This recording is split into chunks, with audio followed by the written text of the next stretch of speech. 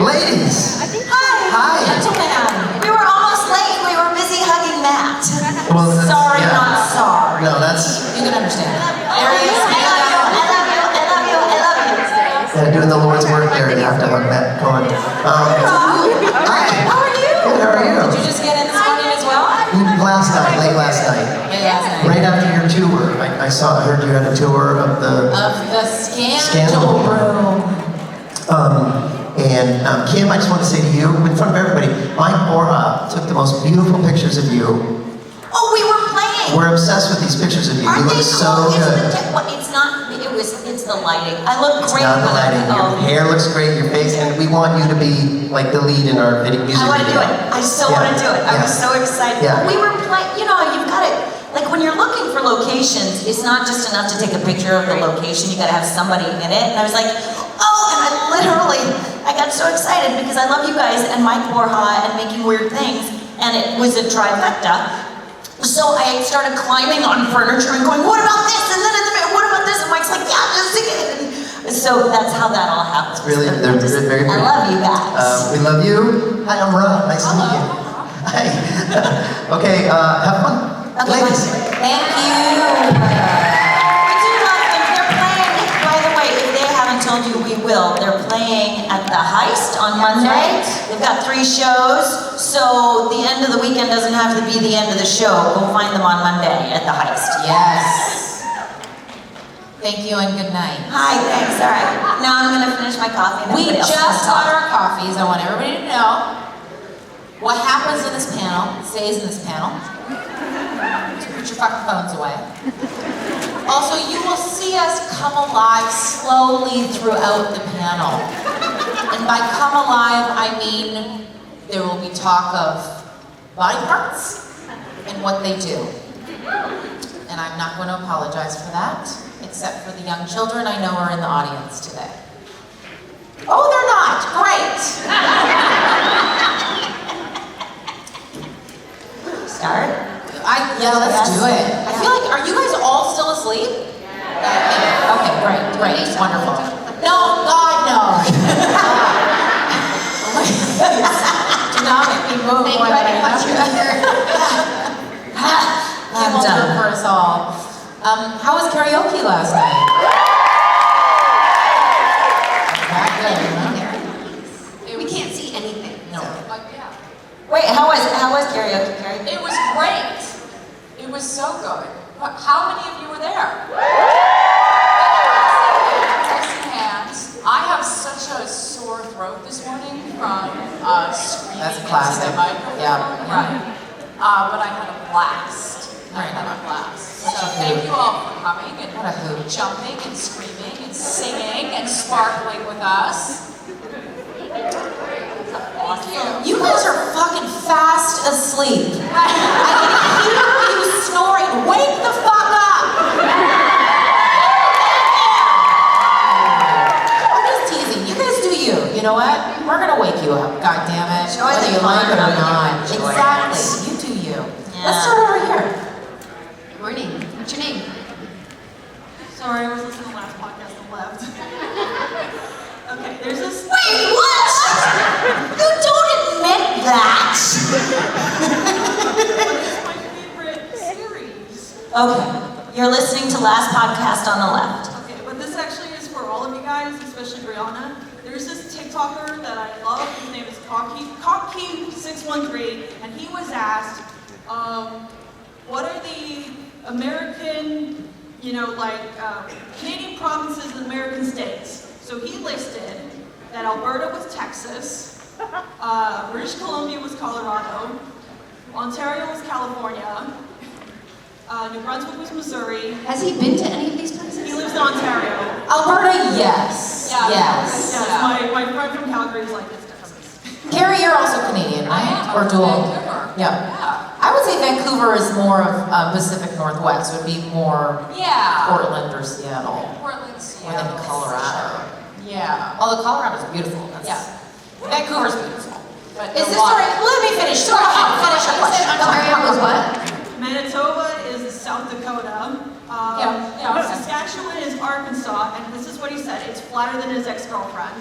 That's rude. We don't body shame. Yeah. But go ahead. That's what he said. Quebec Yes. is Hawaii because this is what he said. They are trying to become their own country. That's true. And then Labrador and Newfoundland or Massachusetts because we can't understand them. I can't wait for the question at the end of this. Is Missouri, Nova Scotia's Maine, and then... Did you memorize all of this? Yes. You why? Hilarious. I mean, you're not wrong. What is the question part? And then Prince of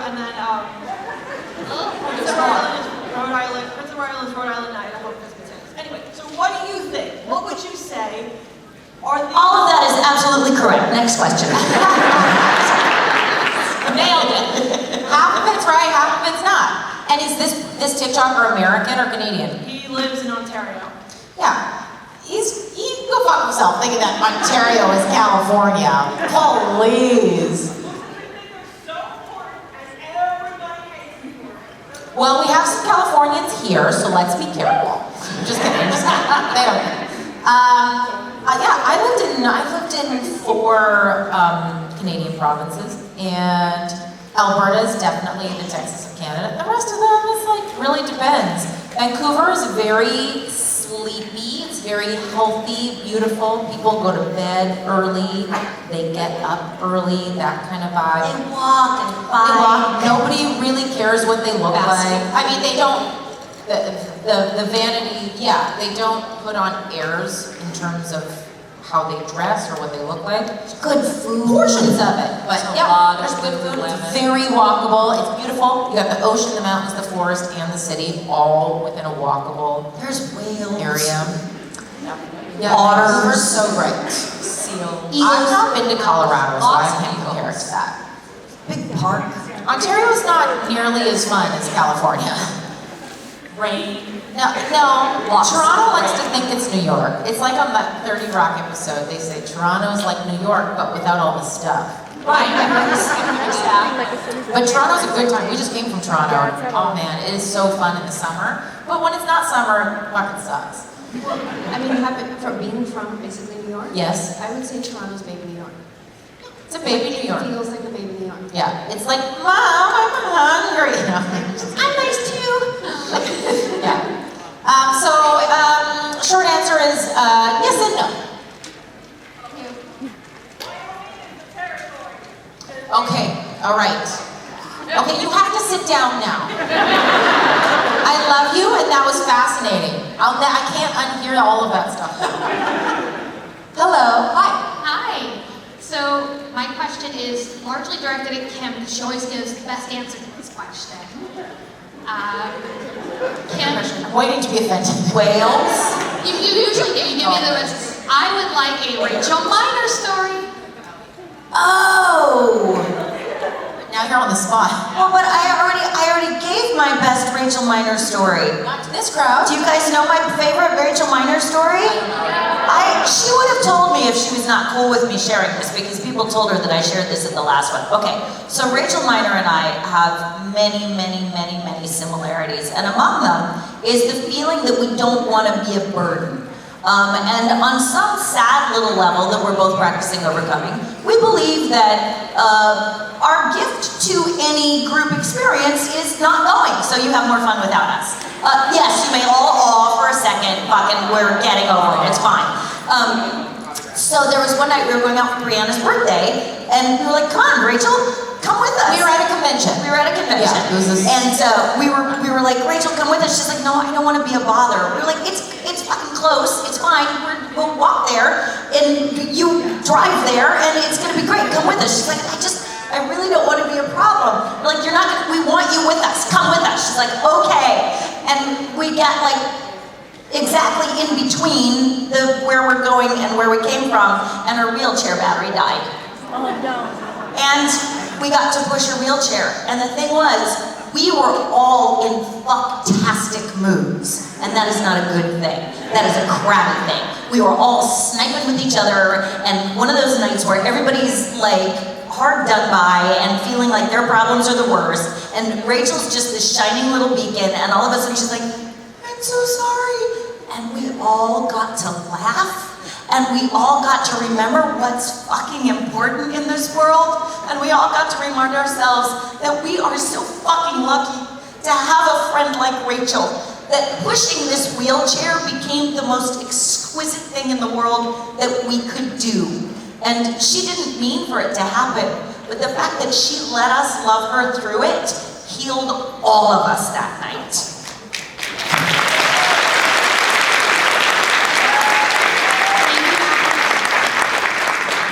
And that's my Rachel Minor story. It's the best one. It's the best one. There's millions. That and my daughter playing tag with her. Yeah. When I drove her back to the hotel, and then my car died, so my daughter came and she showed Rachel around the hotel that Rachel was staying in, and then they played tag because Tabby was fascinated by whether or not she could catch up with her, and Rachel and my daughter owned that hotel while we waited for someone to come fix my car. That's a good group. That's a good group, those two.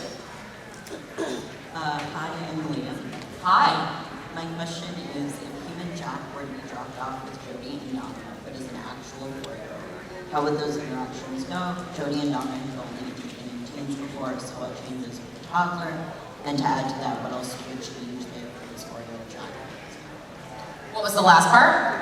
What would change if it was four-year-old Jack with powers versus? Okay, so 1A, question A is if it was human 4-year-old Jack dropped off Jody and Donna, and then question B is what if we also had powers but was 4-year-olds? That would be terrifying. I can attest to that. Yes. Yes.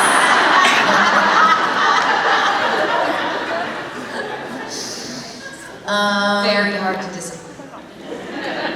Yeah, I feel like, I won't speak for Jody, but I feel like Donna would not, I don't think she's had experience with children at all in her life. And so she would just treat them like, she'd just be like, do you know how to use a flamethrower?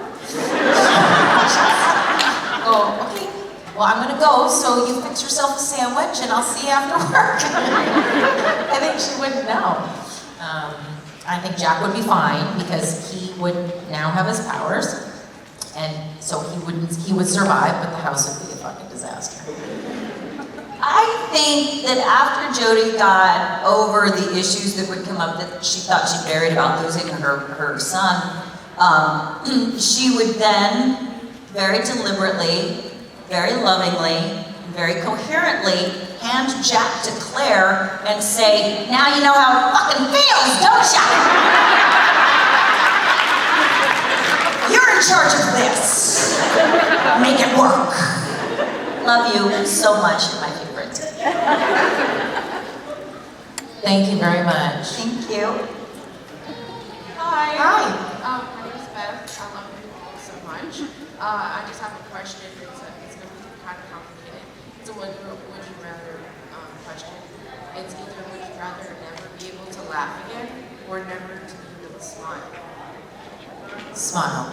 Smiling's for chums. Laughing is the best.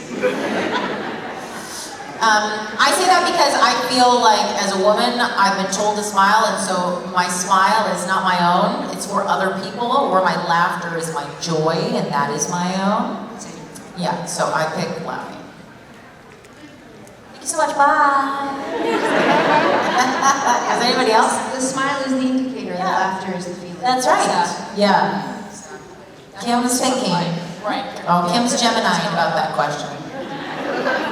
Kim's neurodivergent Gemini. Were you not here yesterday? Have you not met me? What happened? The phone went down. Oh, Say okay. the phone. Down. Yeah, did you leave the microphone? Probably for the best. It's okay. We don't need to go into what my brain did with that question. Never mind. I choose to pass. Good morning. What's your name? Sorry. Hello, my lovely ladies. My name's Marnie. First off, I'm with the young lady who just turned 16 last Saturday. Did you tell Laura happy birthday? Happy birthday! Thank you. So anytime you start a new job at a new company, there's typically already friendships established and they've already got the groove and everything. So when you all started on the show, was there a time frame or something that happened that made you feel part of the family? Mine for sure was the very first scene I ever shot, which was the donuts. told this story a million times, but some of you are new, so here you go, is that Jensen was told by Phil Segretia that who directed that episode, that I was a professional comedian, and Jensen fancies himself a professional. And so he was really excited to show his shit in that episode.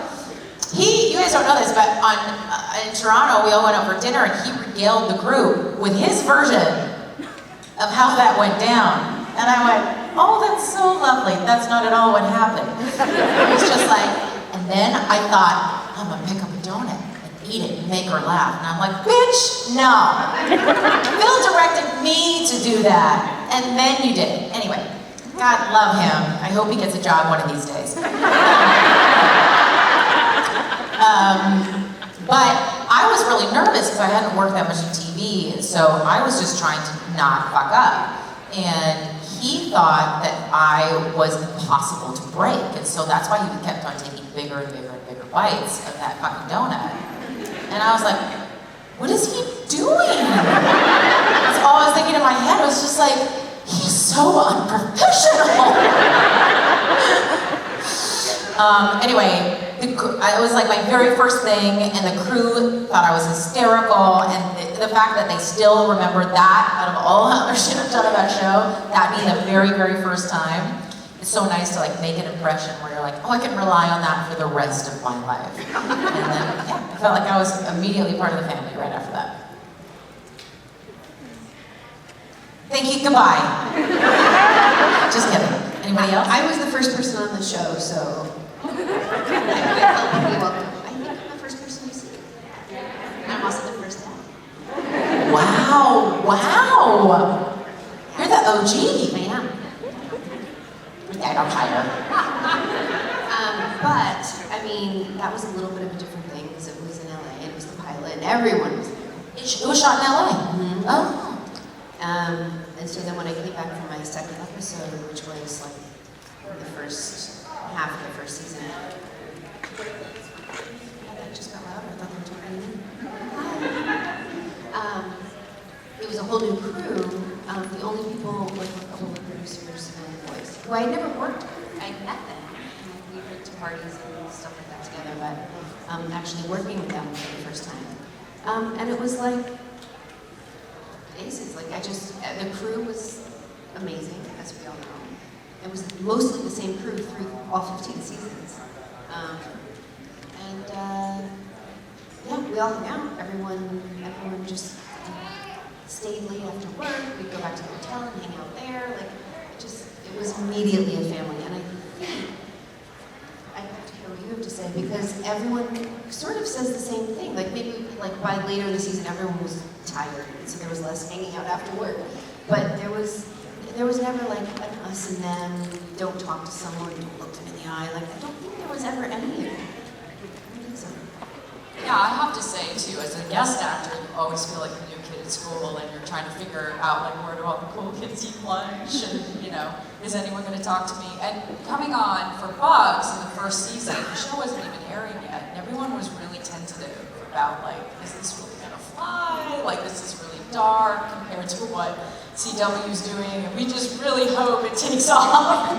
And so it was different. Like, everyone was really friendly and great, and it's a Vancouver, show, and so everybody's awesome. And then coming back 10 years later, total family vibe. Like, and people were like, "Oh my God, you're back!" And it was really cool to see a lot of the same faces that were there. It totally had a family vibe, and it felt like a family reunion for me, even though it had been so long. People did remember me because of the spiders. Little Matt was kind of. I mean, what an episode! Like, that was the episode, not necessarily for the best reasons, but it was the famous episode. It's to be like, I was in that as well. Yeah, you were in that? No. Oh, I was like, wait, where were you? She's like, I was in the show. I played the spider. Yeah. I was on the wall. Were you the one that bit me? It all makes sense now. So there was definitely a great family vibe. And I gotta say, like, when you're a guest actor and you're coming on a show that's been on that long, it's not always warm, fuzzy, and friendly. It's at that point, usually the cast Can we hates go as each far as other. to say almost never? Yeah, it's like next to impossible to walk onto a show that long and actually have a really friendly experience. You usually just kind of sit in your trailer and shoot your stuff and go home because everyone's fighting. So, you know, that was, Supernatural was totally different. It really was like a family affair. So, yeah, I can say from a guest actor, even I felt that. And I think it was self-perpetuating. Up there, I use such a we, but you would hear that, like, oh, I've heard that about the show. I think that you would want to keep that going, and it wasn't fake in any way, but it was a constant reminder of like, oh yeah, this is how we want it to be. We don't want that to ever change, and so it was just perpetuated through, and still. What about you? No, I mean, the only thing I would add, because the question was, when did you feel like you were a part of it,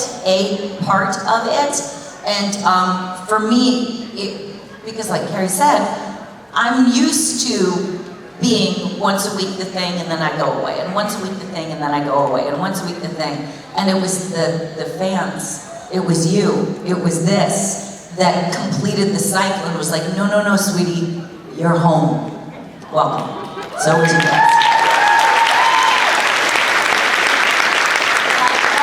I felt that from going from the first season where there was no social media, and then to just my imagination, and I was not prepared for what was coming, right? I was at home and the show was airing, and I'm like, oh, I can't wait to see the episode, it's so cute. And all of a sudden my phone just started blowing up, and I'm like, what's happening? And I look, and it's like, ding, ding, ding, ding, like I couldn't keep up with it. And that's when I really felt it, because I had got, letters or people reaching out to me on social media about bugs, but it wasn't until that I really, it was like this tsunami of love that came at me, and it was really overwhelming in such a beautiful way. So I second what you said. It's you guys. So thank you for that. So wake the fuck up. I'm just kidding. You know me. Thank you, whoever asked that question. Oh, thank you. Hello. Hi, I'm Chaz. I just really want to publicly thank you for always believing in me, even though I haven't. I am, after a long time, getting back into the dating world. I was wondering, how do I let my walls down enough to let someone else in, but keep them up enough to protect myself?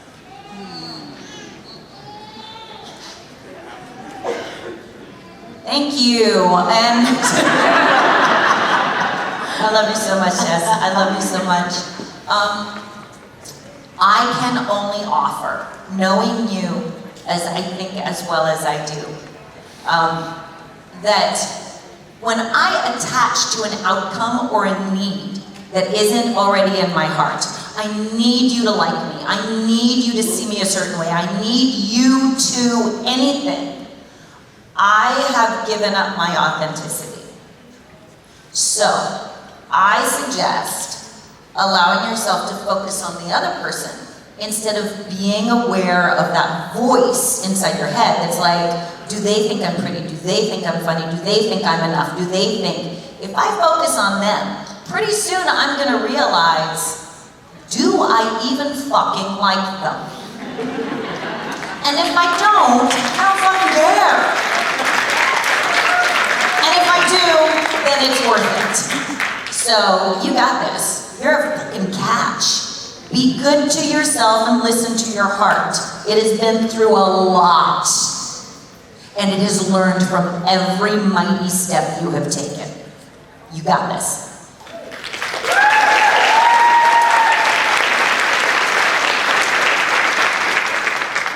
All I would add, because Kim always says the perfect thing, my own experience is that you said trust your heart. I always say trust your instinct. We're given it for a reason, and I think in general as women we're taught to ignore it. And be nice sort of is the band-aid over that. Like, oh, you don't really like that person? Be nice. But I don't like, be nice. Like, okay. Which has traditionally meant let them run all over you. And If your instinct is like, I like this person, then I don't think you can protect yourself and be open at the same time.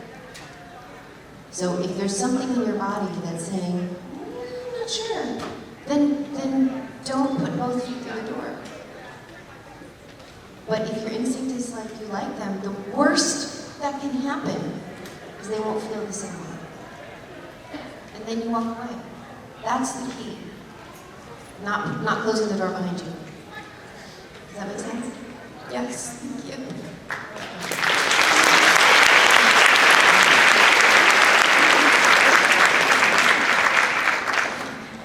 Hi. Hi. So, Kim, I know you have a lot of tattoos, but I was wondering if... I have 2. Well, They're just large. But I was just wondering if you ladies had any supernatural tattoos, and if you don't, would you ever get one and what would it be? No and no. I'm waiting for the right moment to do that. No, I don't.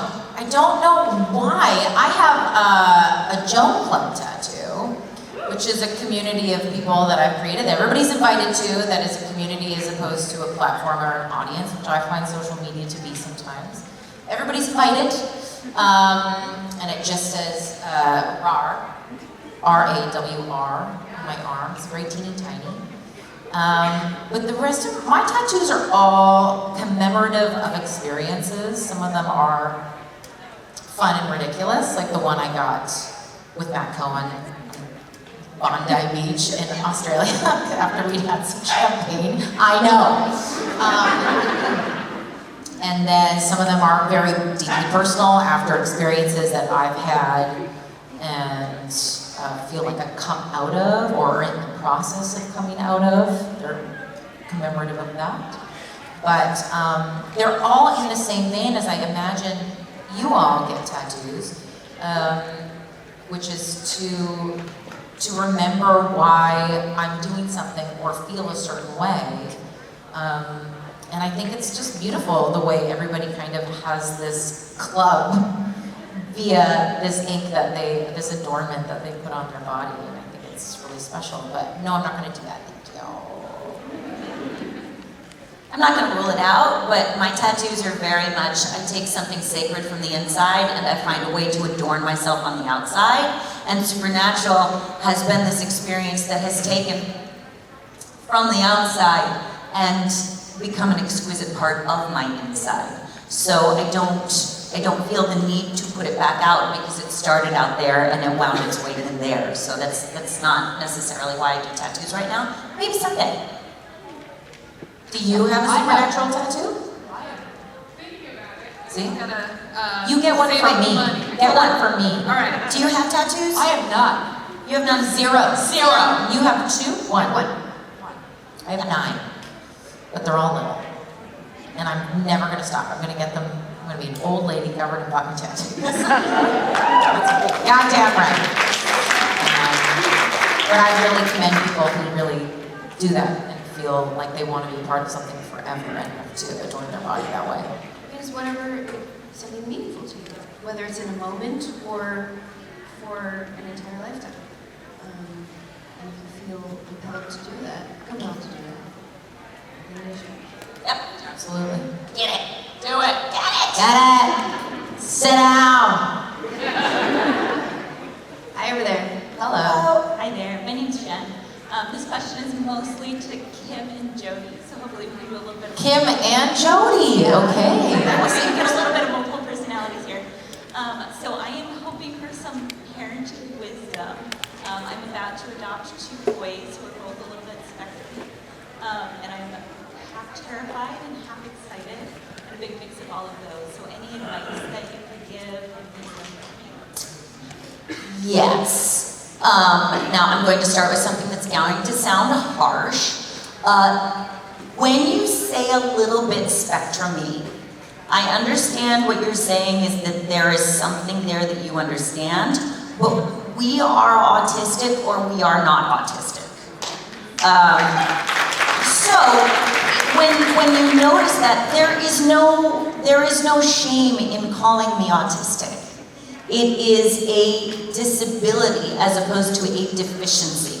So you are not degrading your children when you say, I think my children are autistic. In fact, the more I accept the fact that it is not a deficiency, the better I serve others in my community and myself. So I would say, before I knew I was autistic, the best source that I had to help my child was other autistic people. Because that is actually where the wisdom lies. The other thing that I will say is setting aside my ego, because boy, there were plenty of times when I was like, you don't understand my intentions, stop telling me I'm a bad mom. And people are like, we're not telling you you're a bad mom, you're telling you that you're fucking hurting us for your actions. So change your actions. That's hard to hear, because I want my love to make me right. But you know what? The strongest, most courageous thing I can do with my love is to let me learn. And that will serve you so well. So be humble, be teachable, and see your children for who they are. Because ultimately, the other thing is, if you've met one autistic person, you've met one autistic person. We're all different. So you are going to be great because you love them and you're walking in with your eyes open. Just let yourself be in the process of learning.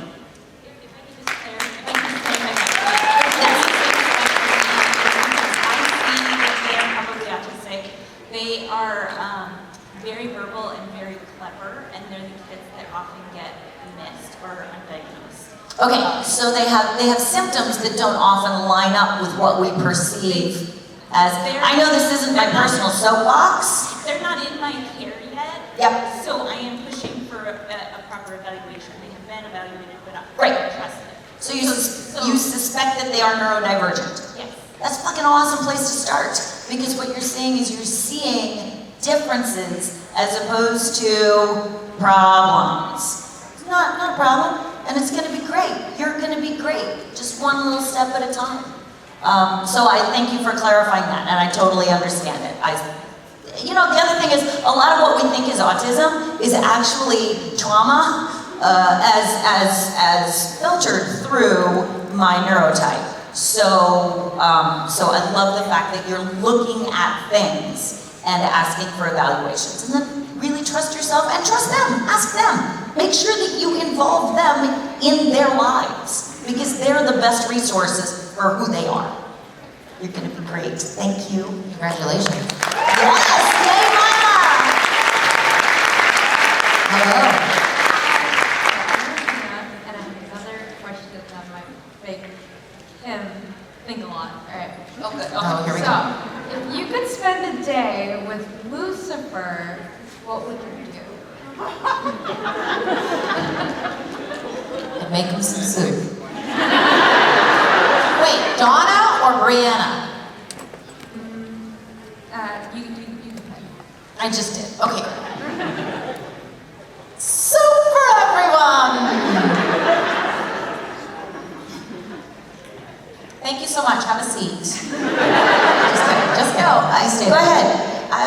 My brain is. All right, fine. I'm going to go there. Which Lucifer are we talking about? First of all, because there's a fuck ton of them out there. Okay, well, let's say he's in Sam's body. Okay, so the supernatural Lucifer. okay. Hold on. Not the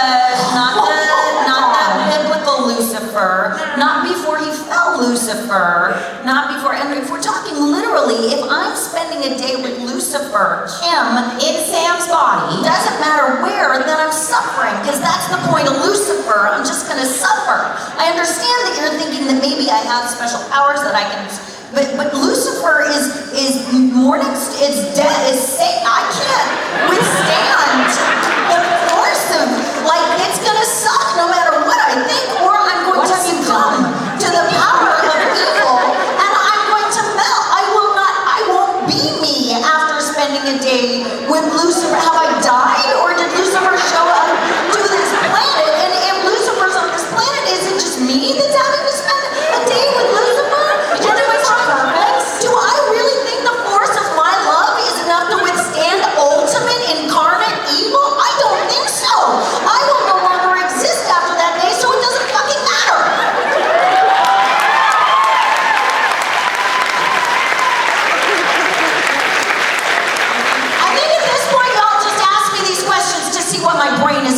100%. Definitely soup, I think. Soup. Soup is the final answer. Forever. Thank you. Way to go. Way to go. Jesus fucking. They asked that question right when the caffeine hit too, you could tell. Yay! Oh my God, my face hurts. Good morning, ladies. First of Top all, back. I wanted to say two things. First of all, I work with the autism community, so I really loved your answer. And then I did have a question. So my question is, if you could change any of your plot lines, what would it be? Or if you wouldn't, either way. I mean, I'd have a spin-off.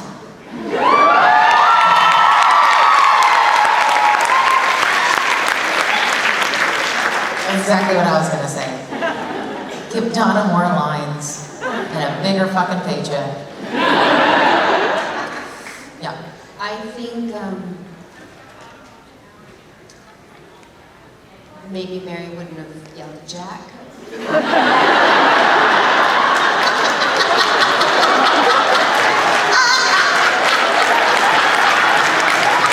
Actually, you're right. I know you're mad. Here's a cupcake. Problem solved. And we'd still be on the air. Correct. I would have been like, yes, it's a nougat cupcake. I know you're mad. I think he was kind of an asshole. It's okay. Maybe a homemade bowl of soup. Nothing wrong with soup. Thank you. Thank you, ladies. Wait, Carrie, do you have storylines that you wish were different? Maybe that in bugs I didn't die naked on the floor with 180 live tarantulas crawling all over my body. I mean, maybe she'd have a showing or something and she didn't go take a shower that night. Or a date, I don't know. Absolutely. Right? I love that. Right. Where would she be now without all those fucking bugs? She might be, she might be Realtor of the Year, I don't know. Absolutely. But we'll never know because she's dead. But then was resurrected as a mom with a child that had an imaginary friend named Spark. There you go. And thank God for that. So thank God she died. That's right. Thank God she's dead. Hello. Hi friends, my name's Kate. It's my first convention, first panel question. So, Don't fuck it up. You're doing great. We got you. I have Don't go ahead and ask her a question. I have No, take your time. Really think about it. We're listening. So I have bad anxiety and I was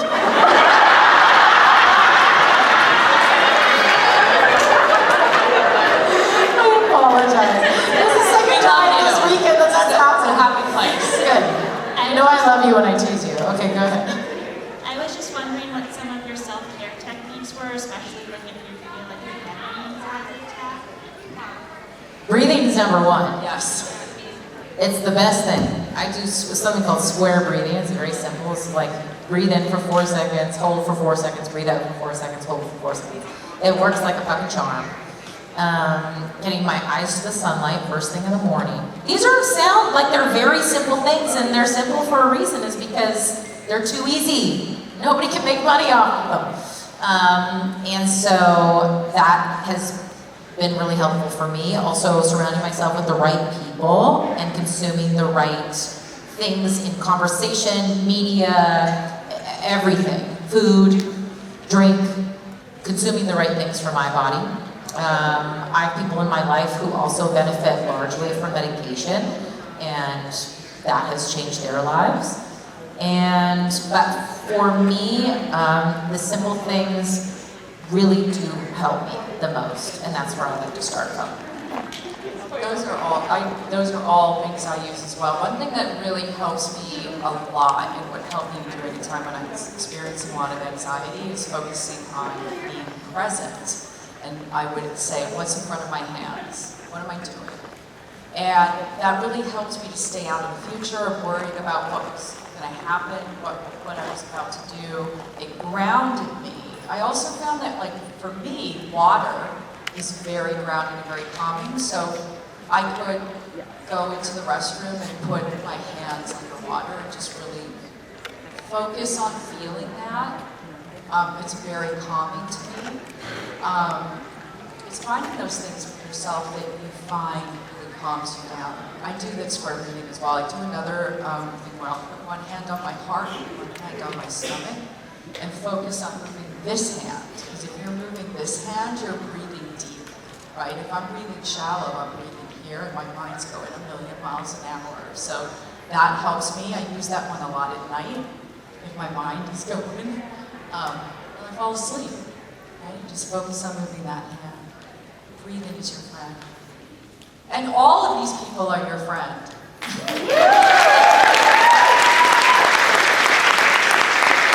did it! That's the first one! Yay! I'm proud of you. I have a weird anxiety practice. What's that? Bring it. People, like, my husband now, he's totally on board, but a lot of people, I think about the worst case scenario. I go, like, out of my lizard brain into my cerebral prefrontal cortex, and I'm like, what is the worst thing that could happen with what I'm afraid of? And, I mean, I think I said this before, I was like, am I feeling anxiety of what is actually happening or what I'm afraid is going to happen? So I go into what am I afraid is going to happen? And everyone's like, you're so negative. I'm like, I'm not negative, I'm prepared. And most of the time, thinking about the worst case scenario is so ridiculous. And even if it isn't, I go through it, and like, what happens on the other side of the worst case scenario? I'm fine. So the worst thing in these things that make us anxiety, like not crazy, I'm not like, well, what if I fall off a cliff? Not that.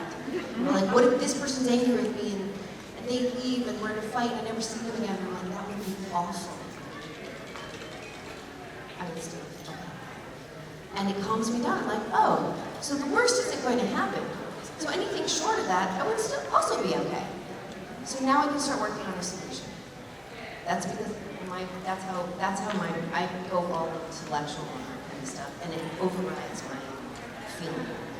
So there actually have been studies that imagining the worst case scenario can actually help you because you're not just living in this like, what's gonna happen, what's gonna happen? You're like, well, this could happen, but it's not going to. And now I can work backwards to the cause and realize that there's so many ways that I can manage it. Does that make sense? Yeah. And I've been on the phone with you when we've done that together, and it really is. It's very effective. Yeah. Thank you. You're great. Very good. Good morning. Good morning. So I haven't tried to frame this right. You guys are absolutely perfect in your roles, and we're all in love with you. But there had to have been a creative process to get there, and I was curious to know how you all built your characters. You know, how much information did you get in the beginning? How much is out of your own brain and heart and soul? You know, because we love those characters so much. Clearly, you ladies put a ton of work into that. So I'm just curious to know how that all came together for you. It wasn't until I'd been on the show for 6 years that I started believing them when they said they weren't killing me this time. I don't know. Like they'd be like, "Are you available this date and this date?" I said, "I don't know. Can I see the script first? Can I see the last page? Maybe. I don't know." There was one episode that I shot where I didn't put. They kept saying, "You're not dead," and I'm like, "Doesn't say so in the script. Doesn't say anywhere here that I'm not dead. I think I'm dead. So no, I won't give you another take." No one's ever really dead. No one's natural. But that's not true. Sometimes. So an actor who needs a picture. Mary started and came alive or something. So the one time that I remember being like, Jodie would, there were 2 times, but I'll only tell you about one time because this one's really quick. There was a scene where Sam and Dean show up at Jodie's house and she's eating pizza and watching chick flick. And Sam makes some comment about what Dean likes to watch. And in the script, Jodie's response was very judgy. It was very kink-shaming, let's just say. And I was like, Jody doesn't shame people for shit, especially not these two boys. Like, this is way too, I was like, I don't think she'd respond that way. I think she'd be fascinated. I think she'd be amused by his embarrassment, but I do not think she would shame him and recoil at the idea that he watches anime porn. Like, that's like, in the grand scheme of shit they've been through together, that's nothing.